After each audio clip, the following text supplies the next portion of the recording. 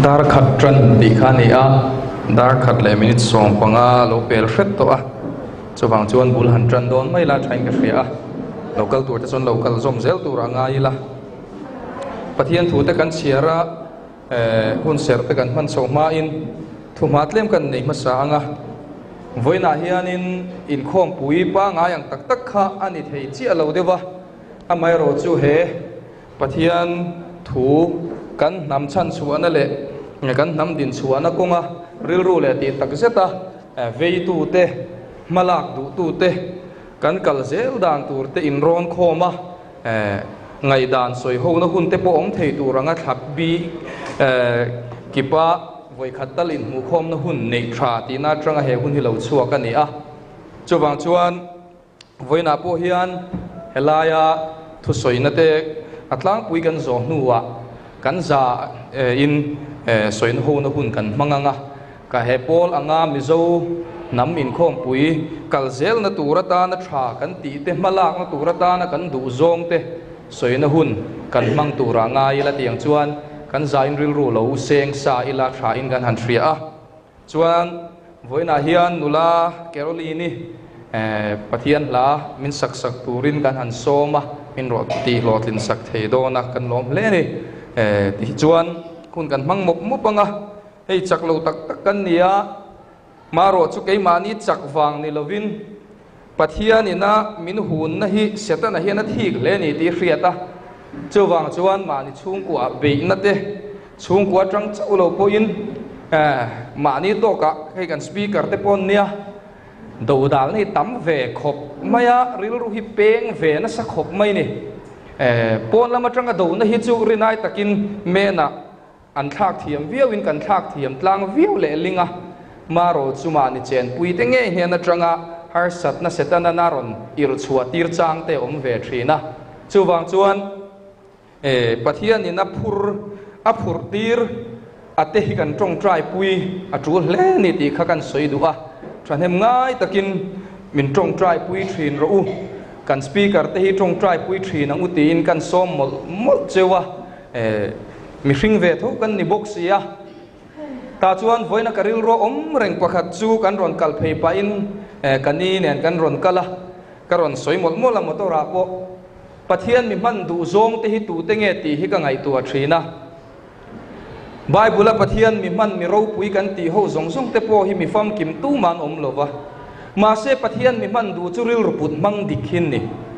alama rilru dik tak pûtute hilal pana mang thin nin ka hria ni an fam kim wang ni lovin pathian thu ani a pathian ina ati chuan tlom le za bo don lo te an mani moi na tur thulova chan ngama an nun na thap ngam te alama in pek na fam ki ma in pet heya te hilal pana mang thin nin ka hria a chuwang chuan kan fam kim wang te kan thei bik wang te mi aya kan that bik wang te lam ni lo hian lalpa lama rilru put mang dik hilal pan angai poimo ani chuwang chuan lalpa laka kan in huam na te pathian ta na ke pen tura kan in huam na te hian kongro sa thui le in ka hria a chung te chu ka ron soi phei mol mola chu chu voina po hian kan share ve du cheu ni pathian thu thiang lim chiarin ngai thlapot mai te ang zol ni Isaia le khabu bung so ma tang hian chang khat chang li thleng chau ka chiar mai nge dan chim om tak siama thupek khirh tak ngaihtuah chhuaktute u in chunga pike het yang hian mi khongai thak te dik takin in rel sak du lova re thei te that ve na tur in dang tlata mei thai te in eya fasha te in roka ti chuan an kan ni ya che ule latak atanga triam na lo thleng tura chuan enge in ti ta kang le tran pui dilin tu hne na nge in tlan ta kang le in ro pui na chu khoya nge in hu chia ta kang le sal ho nuwa ya te an ku na nga tha ho nuwa ya te an tluang chu chau chu an chan ani toang chu tikova ati po chuan a thinur chu la re si lova akut chu alalek ta chewa lalpana thu kan share te kan za tanul min som sakro se amen lo me bel tur kan rilru lo om ngal ka ringa kan khawvel hi buai thla khop maya nimina kan thil ton chungchang te kha ka rilru a ri vut renga WhatsApp group a Mizo Hnam Inkhawmpui group a kan ron soi piala ma khan atai patai lam le thu ziak hi ka talen lo khopa chuwang chuan ngoya hian ka tlak le mai thina voina hian lalpan remati chuan soi ve ka duwa kan soi ma save phot mai nga nimina kan thil tomte India rama thu nei tu berten nimin ni reini ber kha yoga de ya min puan sak ania chunga kan man na ni ta der maya ti chuan group thang thanga kan khela thu thung fa te in ti group tam taka ko khelania kalau mu ve tam taka chuan exercise tha zong hi yoga kan pu vek chuan ke chu kan fir lu tuk deu ka ti pol te a soi za angai zam thei dan kong ang zonga soi tok te kan thanem le maya chumi kara chuan ka rilru in abul thut lamte a chuya Assam rifle sikula tranga KZ1 tranga pol sari thleng chuak kan nia Assam rifle sikul chuak ti taka kan thiante le kan zirtir tu te zong po vai Hindu an ni thina Urdu mga lekha zirtir te kan nia Urdu subject big sobna lekha bu te nei thin kan nia chuwang chuan yoga anti dona trong trai na thu an cham thin astoma sadakamaya tamsoma jyotirkamaya ti zong hi kan no pan layak a om zia khelawa kan sak thin ania voina chu na om zia ka khachiang em to a lalpan khang kha ka dai lo phala khang sikula khan om zenin min kaltir ni bo hian ka hreve hiala achan chu yoga kan ti hi abul lo chuana chu Hindu Pathian thu hi buli lom lian pui pali thuta siama nia lung pui pali chung rem te po ti taila Vedas antia chung Veda pali Rik Veda te Athurva Veda te Sama Veda te Yajurva Veda anti te atranga lo ir chuak ania chumi zinga pakhat Rik Veda ina azirtir na ni yoga hi Rik Veda ina aron tun laya an rin pui ber Rik Veda text atanga an zia chua pui ber chu Bhagavad Gita kan ti an Bible ve ang hini Bhagavad Gita zirtir na atanga yoga hi lo chuak ani ti hi voina ka soi dwa soi nep le chuan ngai na po ka hrelo wani chu da chuan ka rilru ong wang chu Polycarp-a chungchang kha lo langa Polycarp-a chungchang hi kan href ne fu in ka ringa Mizo evangelist te pona kan soi lar per te zinga mi nin ka ria ti du da na hun lai putar kum somriat chuang ina Lal Isua phat ve du lo chungchang hi kan soi lar ani ma se ka rilru lo om dana chuan Polycarp kha an khema akumatam to sia an khongai ve a sipai te po khan ti lum lova ti nat lo khan duwa kapu ithin lung tak takani lo po in voi khat tal I trong kamin Lal Isua hi phat la kan chuang ma yang chen ti ani ka ngaihtuah thina ke ma ka in chan thina tun lai Mizoram Pathian ring tu in ti te nun dan da za tak kan nun dan atang hi chuan ka thin lung tak takin ka phat chuang le nem ti ama ni sahim na tur zonga trongka phat mai du hi kan om trep ka ring ani voi khat chau na chu ka thin lungin ka phat chuang le nem ti deu tlat hi kan ni deu vek ka ringa chu kan sia chu yoga kan soi moi dana po hian a lang ni ka hian ni ke chuan ani chu ni lo hian kan kal thei to lo reng a zoram hian tun lai dan ti zelin poi sak reng kan nei ta lo reng mai ni yoga hi abul tran na ni Pathian chi bai bu photanga ya ni Pathian surya namaskar atanga tanani milem biak duam na milem biak na chungchang kan soi pia lama ataka Pathian nung nilo chi bai buk na atanga bul tran na ni chuwang chuan enga tinge Pathian mi in ti si hian kan amen thei le ti hi voina hian ka zo na ni voina local te si nga chuan amen kan om lo mai thei ma se zawh zo ka soyanga tulin ka hretlata YouTube pa lo en le te kan omani po in chumi te po chu ka challenge ani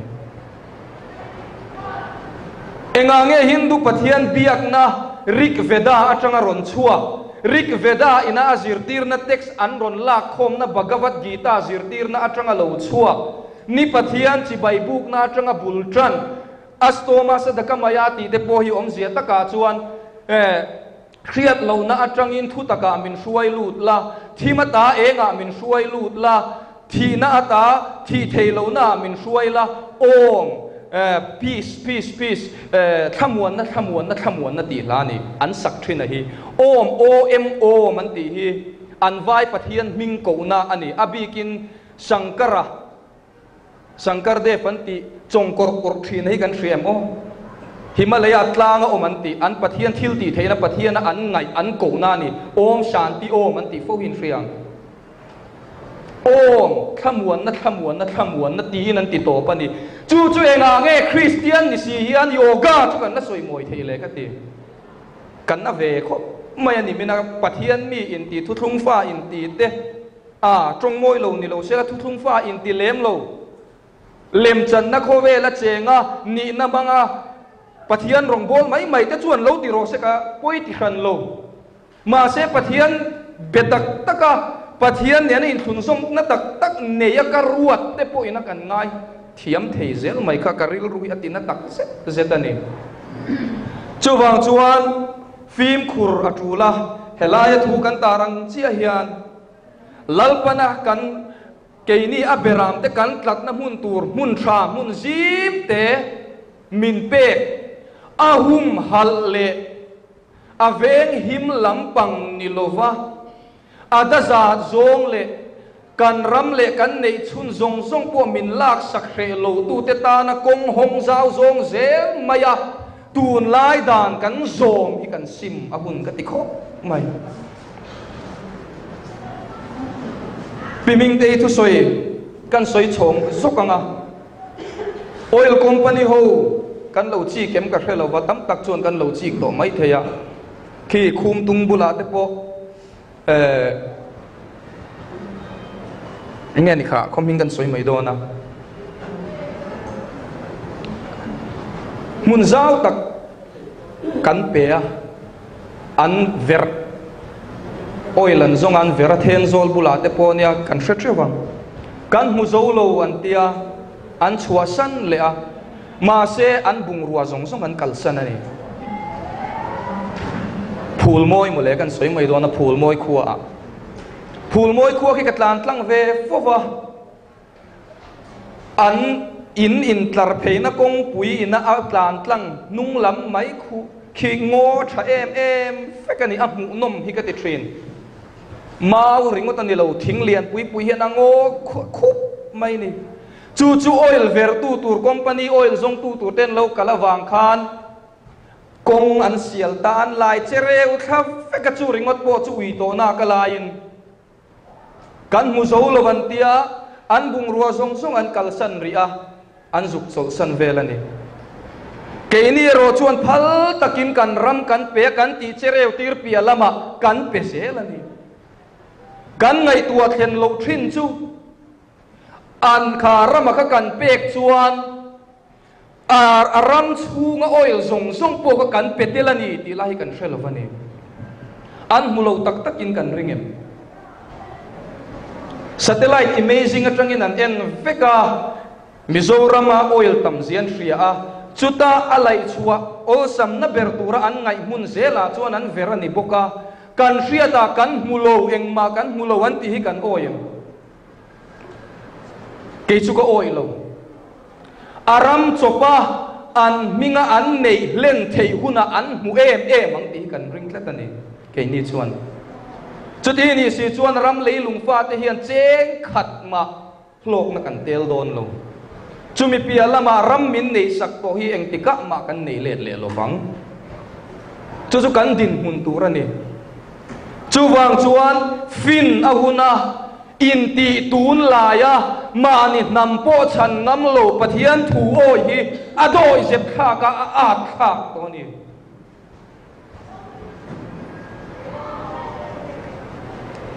kan pathian thu kan en chuan nam tin te ta na ram ri min kham sak thu kan bible a hian a ziak ko maya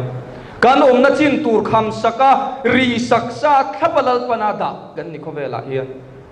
kan ta tur bi ka min pek lo hi chu ne chu te tum mai la tu ma kan ne chu tak lovang kumpinu sarkar ni tla sek lo ro rel tu kan ti thin British sarkar khan khawvel pumpuya colony yang zat nge ne nit la seng lo khoparo rel na mun nga ani ma se sipai chak na le an fin na awanga an ram ob be zong zong voina hian an ta la ni mi ngai tu mai mai tengu tu ma an nei le to lo wa Mizo ram tiat lek te a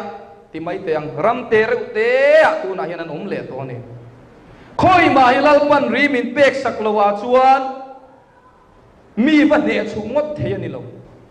ke ma ni na phal taka kan sal ral ni ngot si lo chuan chuwang tak chuan mun takin ngai to ila lalpanaram min pek te po hum theilo tur khopa in ti tun la ya Pathian thu zam takala ki kan sim ahun le in ka khriani tuna po independence chungchang kan soifo thina ani na taka chuan India dan pui kalin kan che ni hel na cho chua tum tu te po kan ang viau theyang amai ro chu kan rilru takin Inkhawmpui masa akaron soi chua zok ang khan he rama kan lo om na chan le voina hian Indian kan ni na chan hingun takin ngai tuang u voina local khom te chau ta hian ka soi lo di ka khongai takin min lo riat sak pula nakina YouTube pa lo la thir le zong zong tur te pona kan lo chhut theina tûrin ka soi lang le kher du ni ne chua kan ram hi op sak kan ni lo wa ne chua India rama lut kan ni lo mani in shal rala lut kan ni ni mani in shal ral na atanga saltang kan niya mani in shal ral na atanga voina hian eng ma allo wala dingta kan ni chu po chu ngai tua kheng phalowa khawvel om tirata India ne mo in titlak tham thar rieng sak tak ko mang mo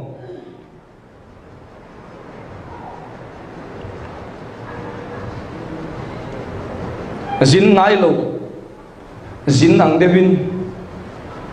soila training in mintir la umay kan puten ka zukkalat phai lama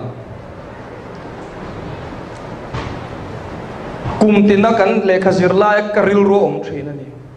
thona tangin han khirh kha ila kan thon hiam deuh to nu hian Kolkata tanga ron thok chho kan ni phei chuan khung la ya tui mu tur tam em a khoi lai nge phei chu ka zuk poi nau thei chat chuang lo ma set tu ya tam ani tui mu tur tui zuk enila phaya tui zong zong chu adum uk deuh fek ani a hring deuh mu la ni amuna chuan zuk enila fi mang ti tur hian a oma Mizoram chung tlang ram pong kan ron thleng chia tlong lui lo langa anu eng phut mai thrin ani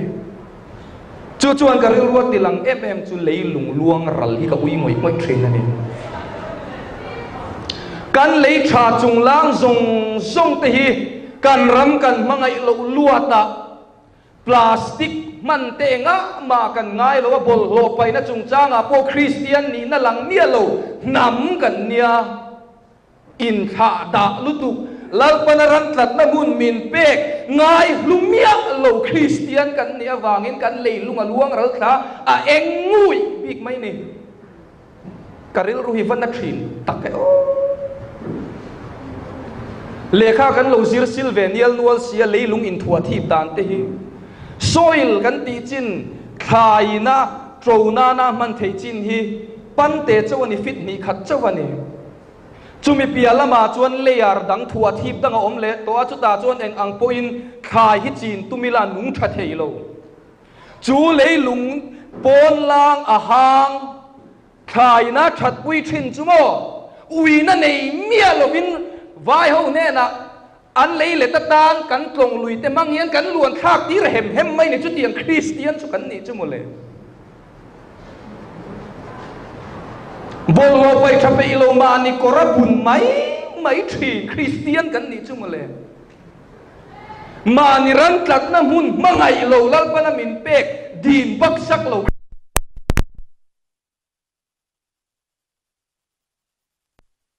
o kati rilru hi na thina ni delta antia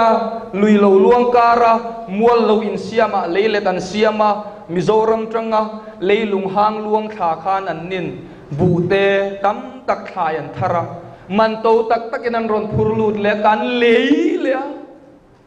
a khak lam deuh chu ni dro lalpan het ni khopat ram lei lung tha kan tlat na mun tur min ruat sak hi dim thiam mila mangai tak zet ila chuan ka soi te nau don ani practical deuh ka soi don ani kan bol lo pai na hun te hi dik tur ania tuna sarkar malang na swachh bharat ti hi tru te lo midang tan har sat na siam fe mi alo ring tu lir kan ku tru maya mani masial reng ke chu ka ti thina a practical pon ka thei to pin ka som ve thina city ba sa ka chuan don pon astan lowa ka phar ngai lo ho deuh chu ni ma se mo astan lowa city bus ka phare mo ka chhup hian kanunga tam tak accident pal the no mani din thu ta wangin mani masial dewa ke ma chau in ngai tua ka du na huna ka chhup pop hian ngong thalo de uthui ta ka nei the ni ma se en ma deu ni tin hian enga ma ngai lo ma ni chau in ngai poimo Christian kan ni chumole kan motor park da na trang khen hian Christian kan ni le ni lo wi ke chu ka chui thim ata kanun pui tu mani ram mangai mani nam pui mangai tak Christian kan pa mo to em kati ve thei to katana midang te that na tur le karam that na tur vei pha Christian kan pa mo to em kan person thui lu tuk to tu na chuan mun thren khata ka khria ta chuan VC ni te local council ni te hi ram o la piang LSC zung theina man ruwa sum don nan te kan manga dan chimawm le dan khirh tak kan hu chuaka anei velo te ta na nei vele ngai na om mia lo khopin kan ti khirh kual vel to a chu ni chinai sai le khabu kan ron chiar chuaka dan chin tak siama thupek khirh tak ngaihtuah chhuaktute uin chunga piketi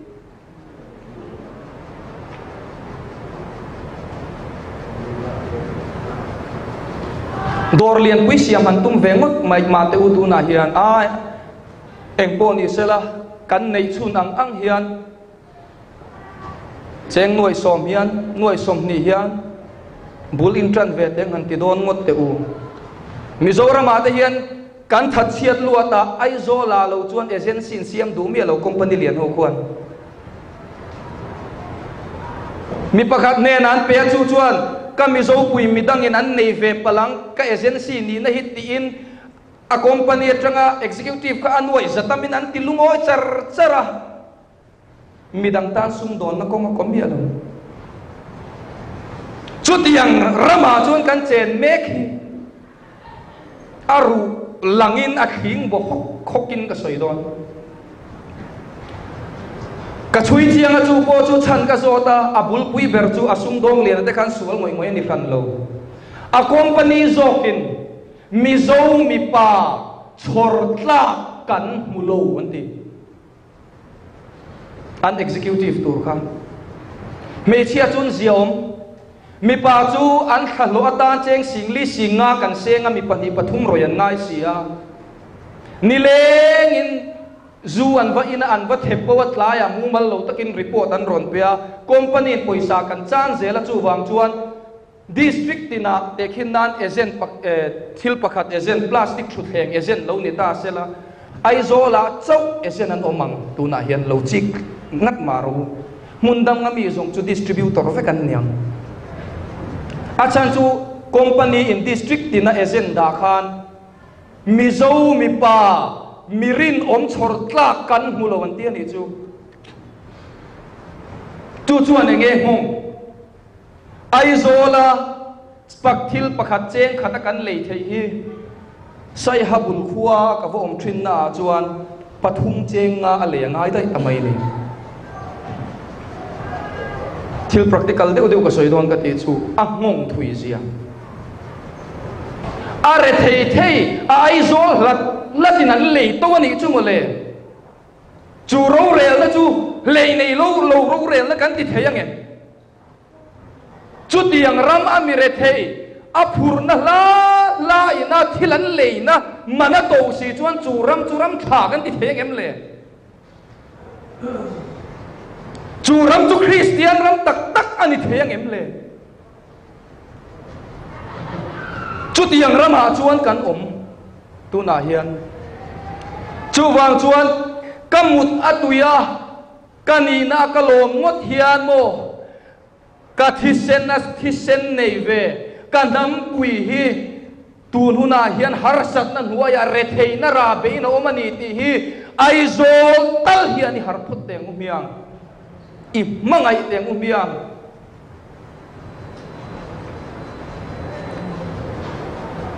chan chuangai kanam pui kan system dik lowa wanga milem be op na nuaya kan oma wanga khai chua lei thei lo khopa bet to kan tam lu tu kan yo kan ngai tua thleng phalo ani helaya ko shan mitra chu kan tam mu tur ko shan mitra kan tam lu tu ka wangin lem kan chang na salu tu to mangan thak zo chuti lai chuan hun tam taka chuan ai zo la tanga hun na tak taka chuan ko shan mitrat na rampo la thleng phalo rin na kung ala niyam lutuk Mizoram chunga mi ni si Mison field ang may hila tam lutuk kaniyo kan ngaihtuah thiam phalo bang amun kalphot lo chuan asoi po ka soi fia thiam phalo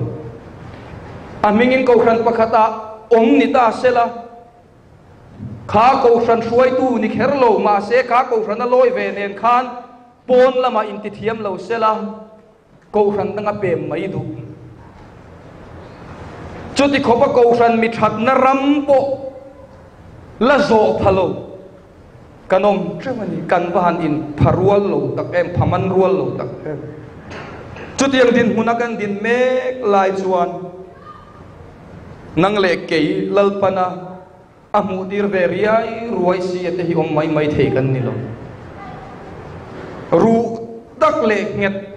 taka lalpa hung kan zui ba thul em tun lai dan in min ron shuta kan amen zela kan nam puite na an tor na kan en lova ni zana kamudon ka trong train lai ka rilru lo omani Mordecai na Esther ne na soi khalo wanga lalatana lalilo ni ta ki tun huna ta hen ni don lom ni ani lo chuan zudat ta na chan chuana lo omani poin nang lei pa chung ka chuan chan chuana kan dong ve lo wang ti asoi kha karil ru lo wang ani mo phurna kan va nei sang em kan ko wa hian ava in nat thui em kan du em mo du lo ve mo kan ti ve tur kan ko wa ti ve tur hi omani chu kan len chu masak ava tul em tran par e ka kan tran tul ani chu tiang ani lo chuan kan ram kal phung hian khua min var pui don lo ni hian lang ani pumodia pima chuani te ho ina group an soi sa ang main an lal le ta chak maya hi pumodi chuan hindu thipui ron tle tir le chatanga kha chanchin bu bo kan mu citizenship amendment bill chungchang a lo lang le ta ut mai le national registration census thar local tur chungchang ari le ta vut mai le nam pasal tha te khonge kan wangvat kai le kai lo lam kha ma na ni tuna BJP te mong zom le emo Hindu Pathian biate ne na tun lai dan ti a ngong kol rual takabat le thein tho ni chonom siom don lovania chuwang chuan mi hlui lalpana an thin lunga heram mangai na lo da sakthin zong te po kha voina hen mu sit wang ni lovin tuna ka soi kha in lai lo na lo sela ka chou non le cheu ni khonge in motivation in thin lunga zalen na du thin mei al kha ta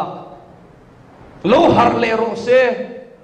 thi sen luang le tur ni lovin lalpa shuai na in Pathian machuanin in normun le umhiang he ram hi dam lo hi mole kan soi zong song khan nat na ni kha he ram nat na hi ni hi kan soi khongai takin lo har nun le ula itrang thar le umhiang lalpa mingin kan som tak le meu cheu ni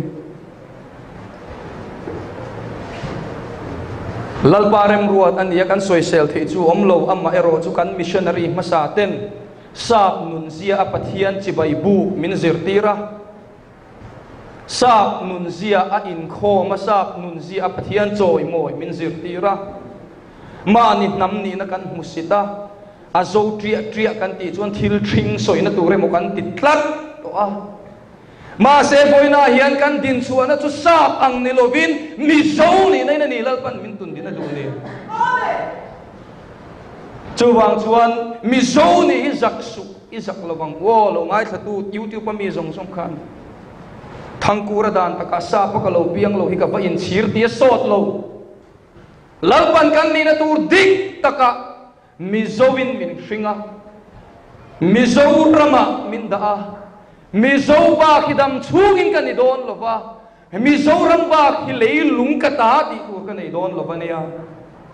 chumi chan tur chuan kan nam ni na ngei le lalpan ka pian pui mi sia min pek ang ngei lalpa chu ka choi mo yanga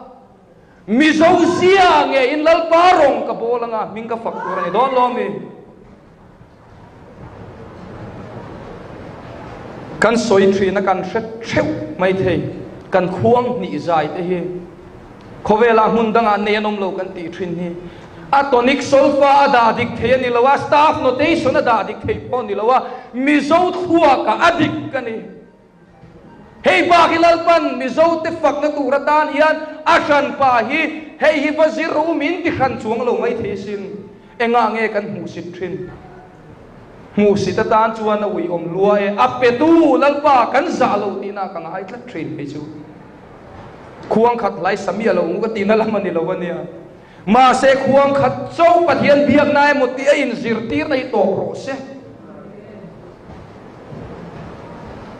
pakhat che ka soi leang lalpa mi masa lo kalte tharawa bul tran ti sa zo tam tak kan ne ya apoi khop mai chung te wang chuan vo in thlengin tong hriat lo mu sitin ala oma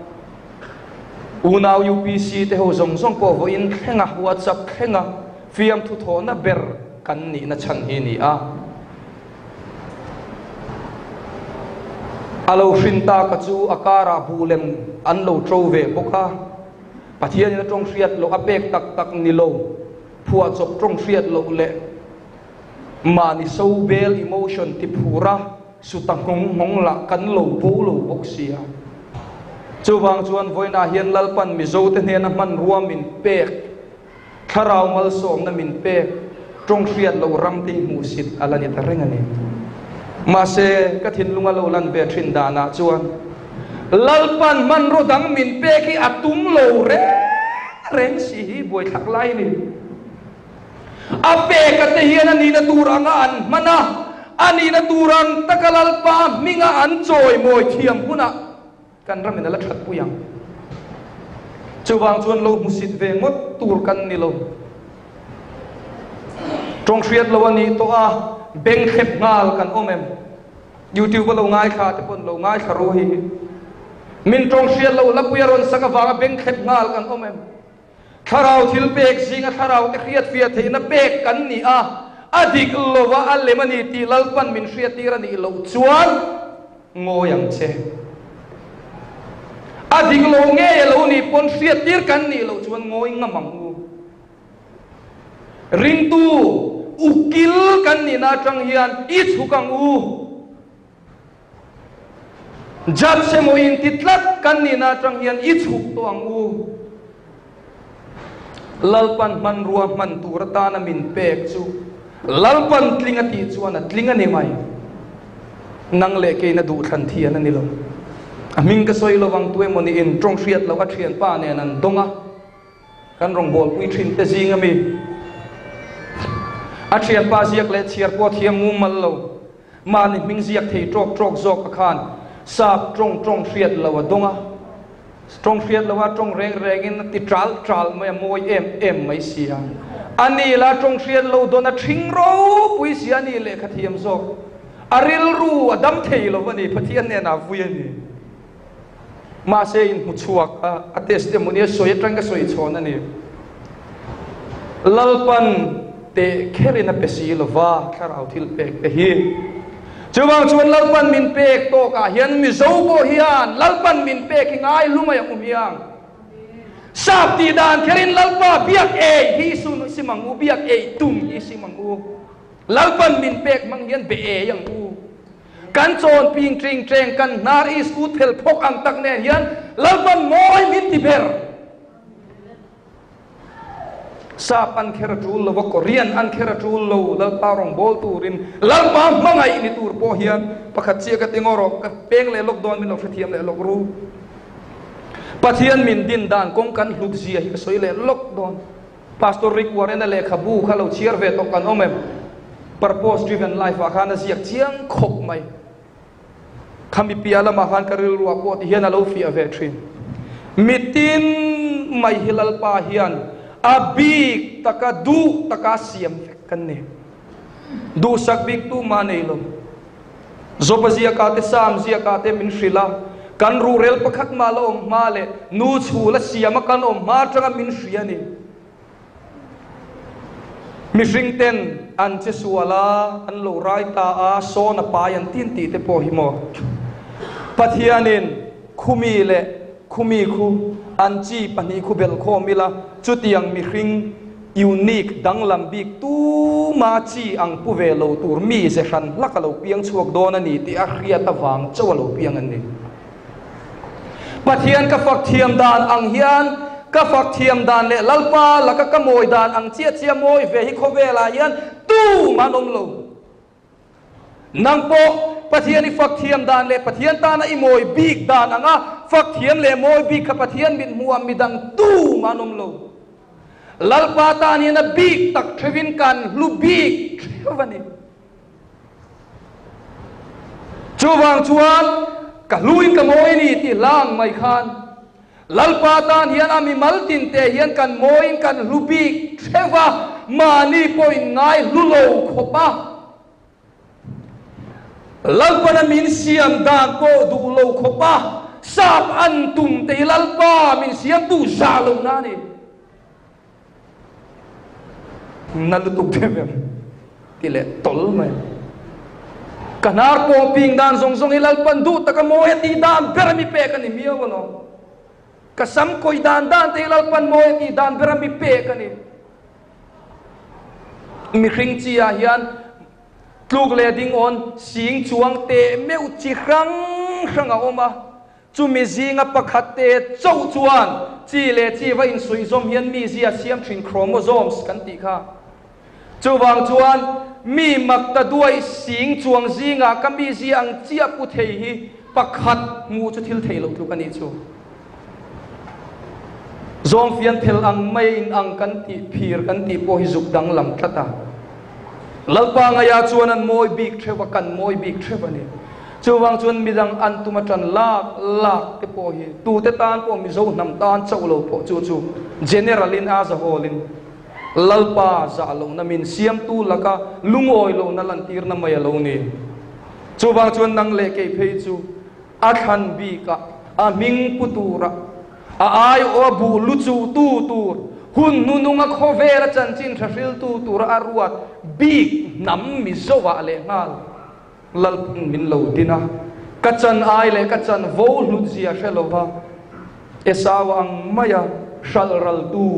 kan ni ang ti hi lo omani chuwang chuan i in hlutang u min siam tu hian min hlut leu e masin in ngai luang u min siam tu hian min du leu e masin in di mang u min siam tu hian min mangai leu e masin Mizo ni na hian ni lo mang u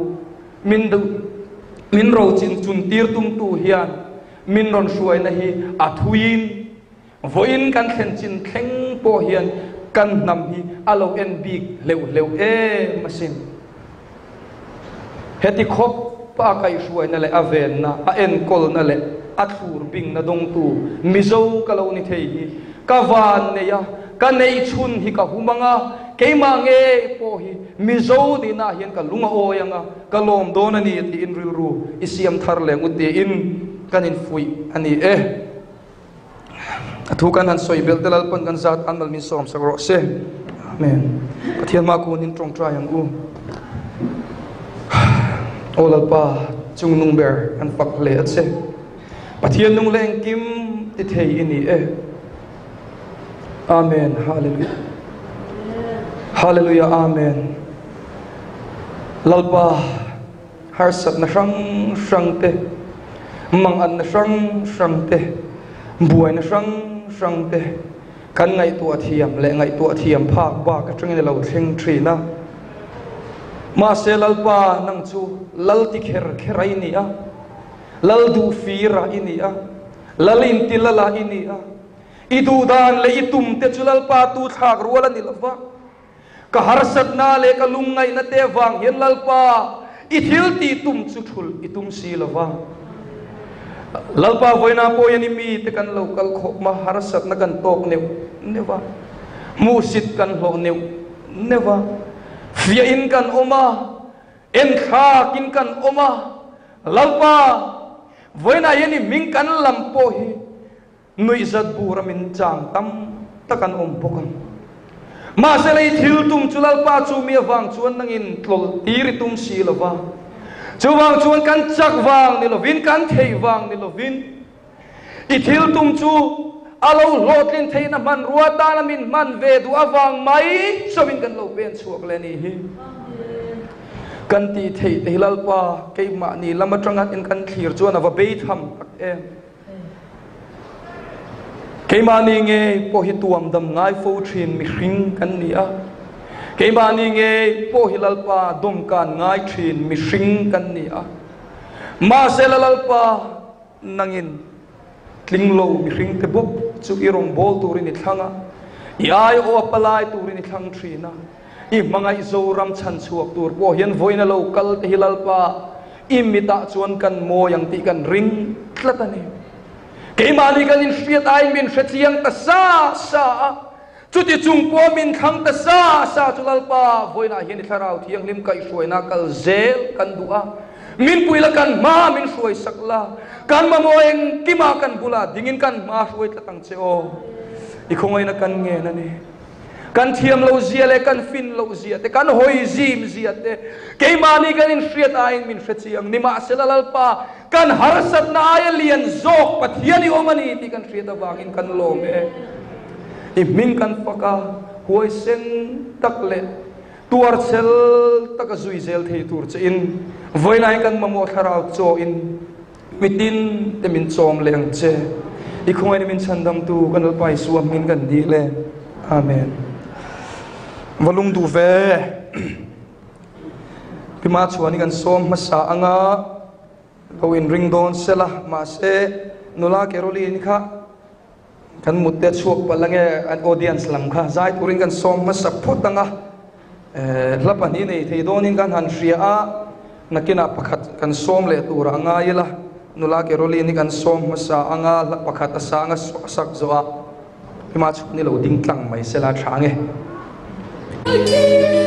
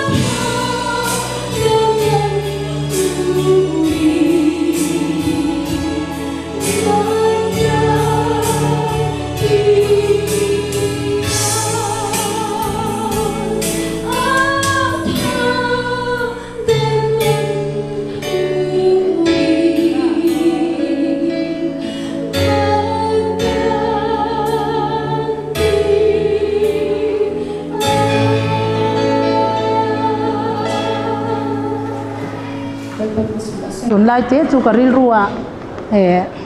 nge ke hi lali son ke hi kong le thu tak le nun na kani ke ma kal lo chu tu ma pa ne nan kal lawang ti thumang khan Kristiana Vanram kong zo hi min pe fia ta chuan Kristiana Vanram kong zo kha phur rit phur chunga boral na khwa tanga a chhuah khan cross a khen khan a phur rit alum bo ta a ta chuan cross a han khen khan enge an pek puan an sin tira ti chuan khamwan na thu te nen Vanram pana akal konga khan a chiar tur le khabu nen le Vanram a thlen do na i Vanram kong kharami ti hne na apek tur ron ti ruzewani chu mi mang chuanin cross a khen khan a phur rit kha lum bowa chu a phur rit a lum bowa puan an sin ti ra kha karil ro ron fia ta ka chuan na tho ko ran hak tir ta ni chu veni a han chen kha chuan cross ba khi pel kan tum lawa cross a hianin thi fanuk chatin kan ta la ma se lai pan cross min khen ti ra puan min ba tir hian na thok tla ka min ngai to apui ting te Pathian thuwa min lo suaya ti chuan cross a han pela han kan le khan in pakhata an suai anu na chuan thil engemo an lo zir tir ta ni chu ta thil an lo zir tira a pel tak nuwa mangai te film khurite hoina thukhachang an han soi zo nuwa akal le dona an ken tir ta ka chu samsonan sabeng tung khaberu mitam tak ati lumna aram le nam chan na tur man ruwa kha aron peta ni chu ta chuan chu lo po thil dang tam tak gideonan mel ma te a bei don khan bel ruak le a chunga me cherom te khang mang te chung churam le nam chan na turata na man ro sang sang an ken ti rakha ani a chu wang chuan voi in ni a hian cross kal tang lo hian khang kha man thei lawa ati thei lo ni ti kha ka soi duwa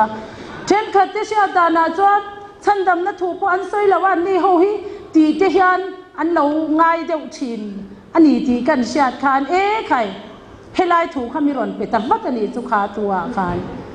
min cross kal tang lawa kong tanga dang lama tanga alon lu chuan rung mang le so mang ani chu wa chuan cross kal tang tu ten chung man ro chu an kenga chung te chuan aram le nam hum him nan na a thok ani ti kha chu wa chuan aram le nam chan na turata na an man ro pe ka bible na alo soi ho ram le nam chan tu te re reng Davidan Goliatha abeina lungte mam thil thel le virvom te ti chu ramle nam chan na tur hlir man ruwa kha khata khan an ken tir kha di kha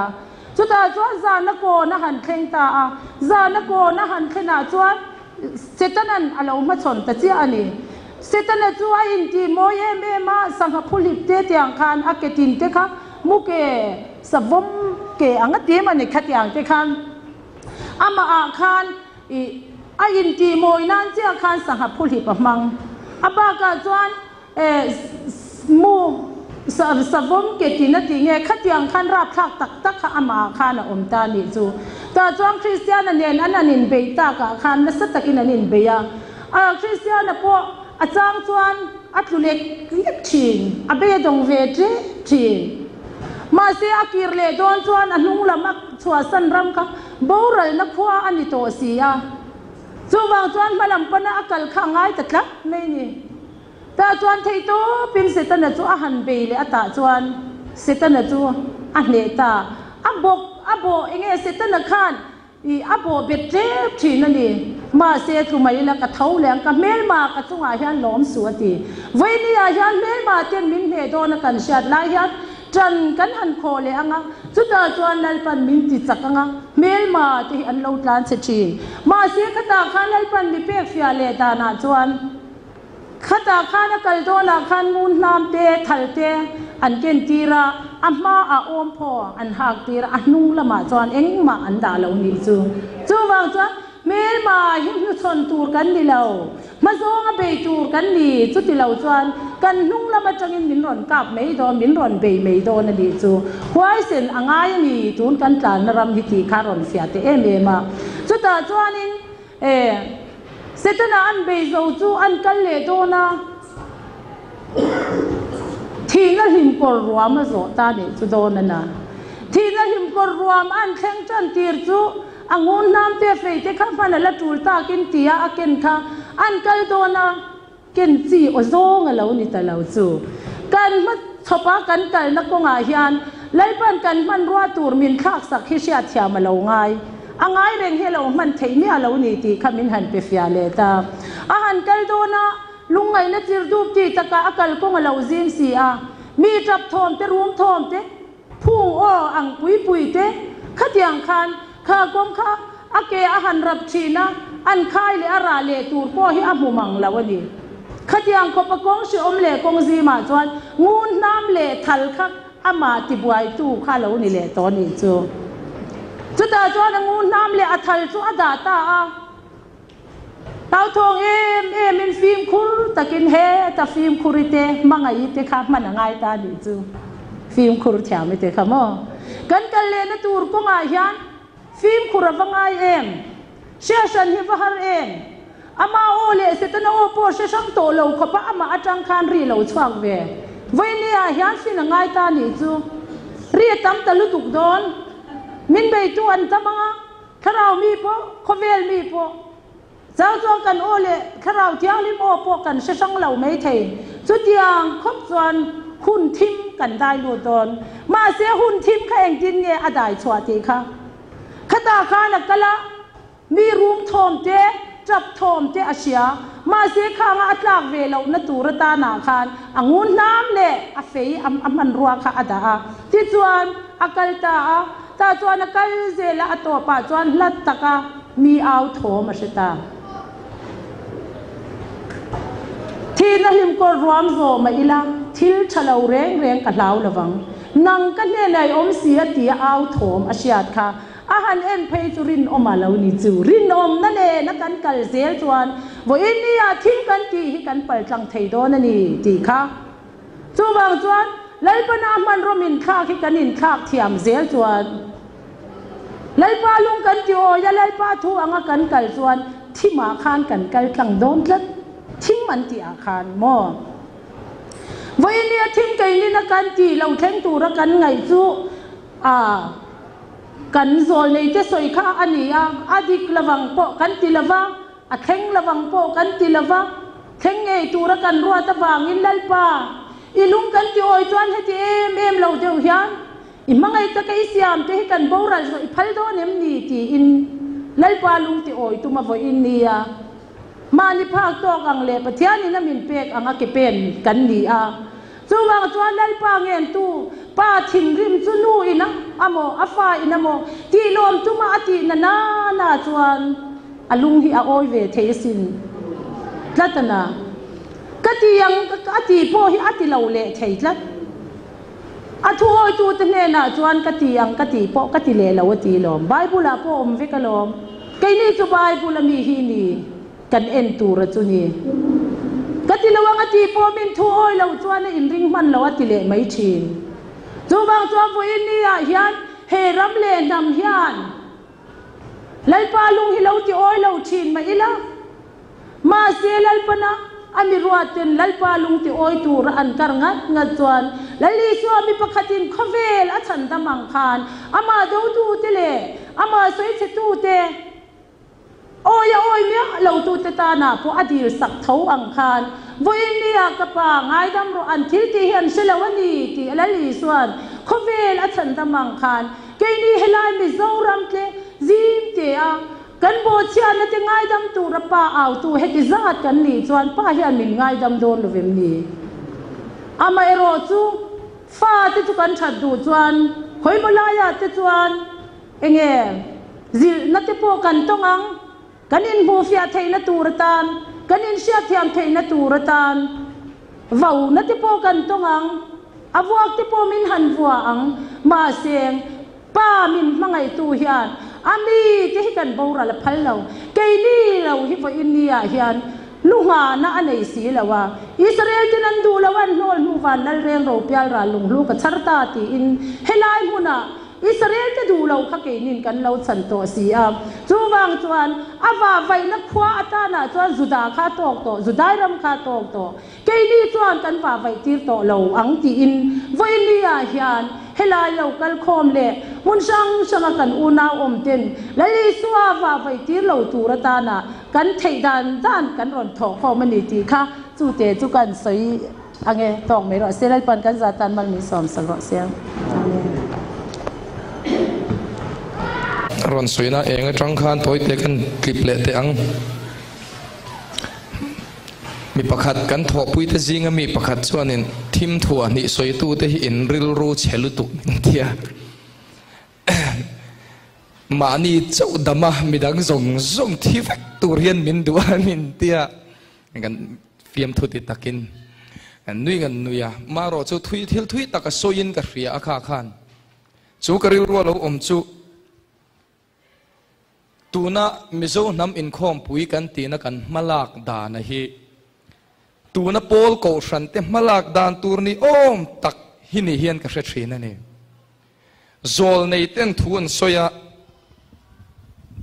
kan zol nei te thu soya chuan thim thuan hi alo thleng nge dona chuta chuan zoram hi nasatakin torna kan lut dona kan thina sadona ni ti te an soi a kan thewani oi lo chu thu ran ni ta sela zol nei te nan soi si chuan ti rilru siam dan tur hi ko than hian kan in zir tir tur ni hian ka hredeu thina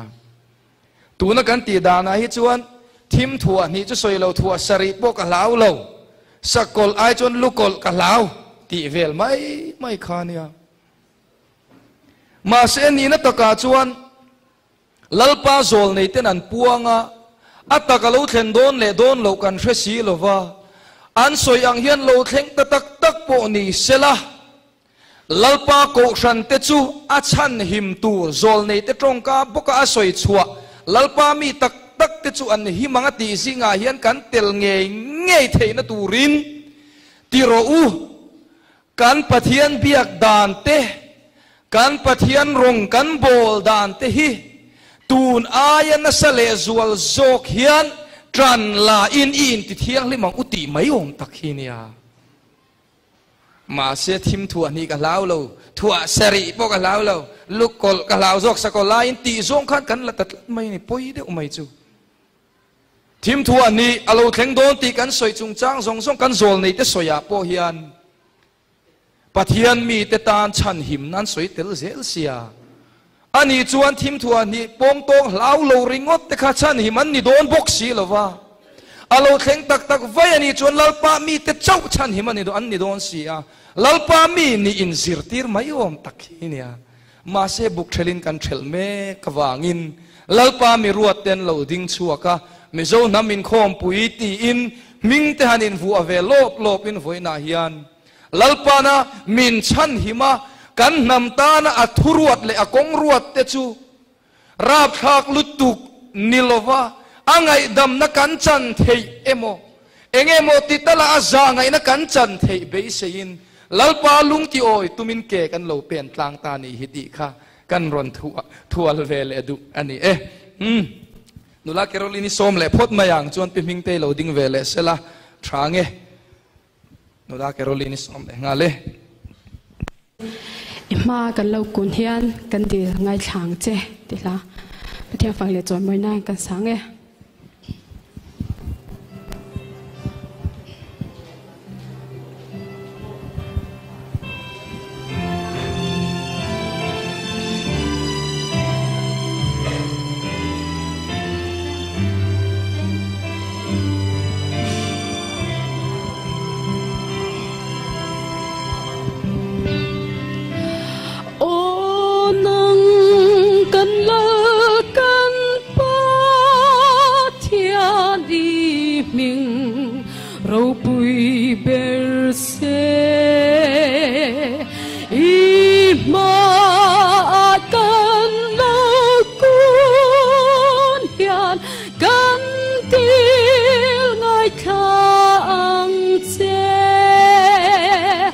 Kan om da tu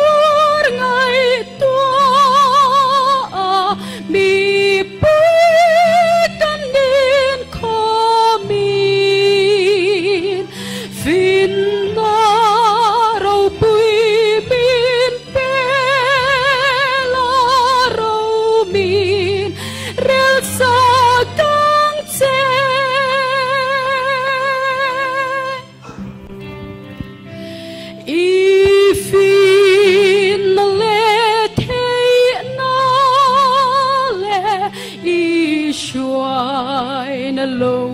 rengin rau pui na le la chút kek an ra le tuai si chin nang ero chút sa tuanin nam ti tan ku pui nge lal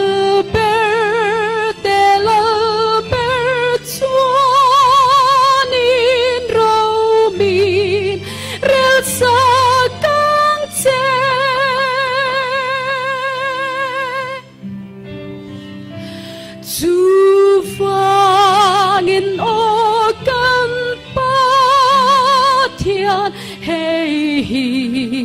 kan dil berce kan ram kan nam min shuayan nang cho kan khang nga che chung lam le pon lam mel ma in don keng ma se ne sel tûrin bin pui la ro min rel sa kang se Lalpan ka zata masumba se